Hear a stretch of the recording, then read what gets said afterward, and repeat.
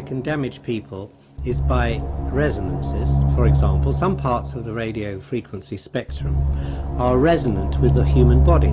Now, you know, we only really found out about that in the middle of the 1980s, and that the standards for exposure was suddenly and quickly changed as people realized that you could actually resonate a human body, which is about 6 foot long, depending on the resonant frequency of the wave, and an RF wave can be 6 foot long.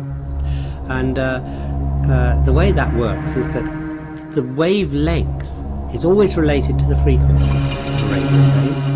And so if you know the wavelength, you know the frequency. And the wavelength which resonates or shakes something is always the same as its wavelength. So we can work out which the resonant frequencies, for example, would resonate the human skull. And we found that by some unfortunate mischance, the frequency range we have chosen for mobile phones is precisely the same frequency which resonates the human skull. And that is going to lead to a great deal of research, I think, as people wonder whether these mobile phones are harmful or not. Now,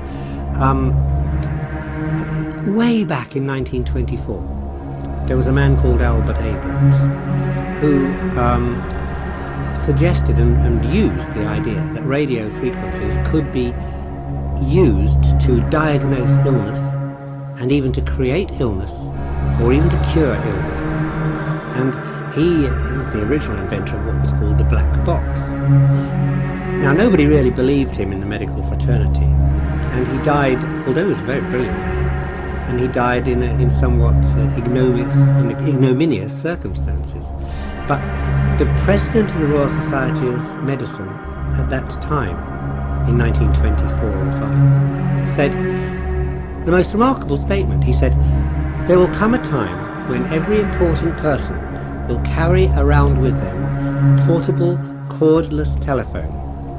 And in that day, on that day, then everyone will begin to realize the importance of Albert Abrams and his work." Now, he said that in 1924, but it's only today, of course, that we're getting mobile phones. And that prediction is beginning to come true.